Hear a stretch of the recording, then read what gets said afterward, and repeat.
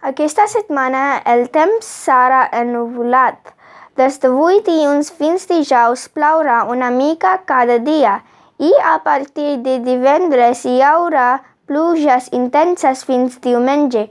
La temperatura mínima serà de 5 graus el dimecres i la màxima 12 graus el dimarts, encara que els núvols ens acompanyin. El mal temps bona cara.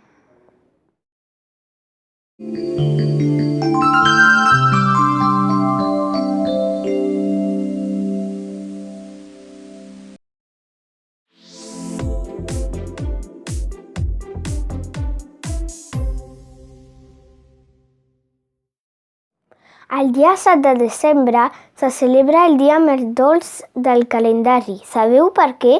Doncs perquè celebrem el Dia Mundial del Cotó de Sucre. Que n'és de bo! Aquest invent tan popular té els seus orígens a l'Itàlia del segle XV, ja que els reposters de l'època l'utilitzaven per decorar els seus pastissos.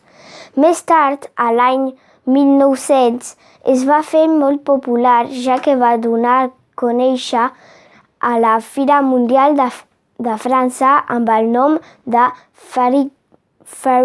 Fèriflos, que vol dir saga de fades.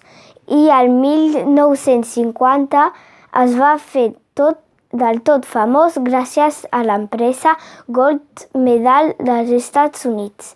Curiosament, aquesta llaminadura que té diferents noms, per exemple, en francès se'n diu barba papa, que vol dir la barba del pare, o en anglès cotton candy, o sigui cotó de caramel.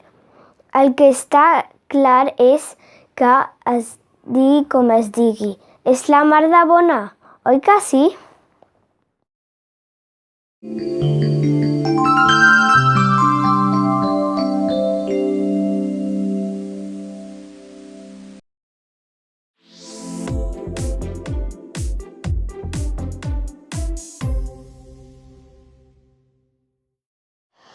Per acabar la minissèrie que dediquem als embarbussaments, avui us en diré un que és d'ucraïnès per aprendre a pronunciar millor l'idioma.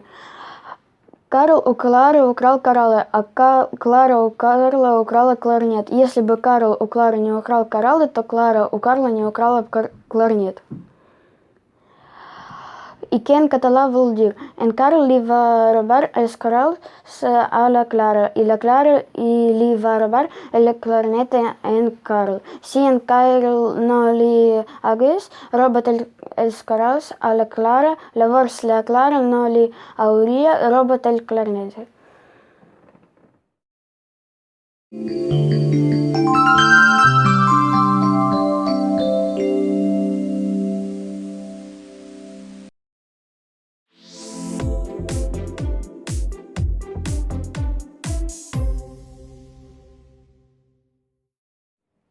Com tothom ja sap, perquè ho vam explicar al capítol 13 de la quarta temporada, fa poc més d'un any, la NASA va llançar una nau emmarcada en l'anomenada missió DART, quines sigles volen dir Prova de Redireccionament d'asteroides doble.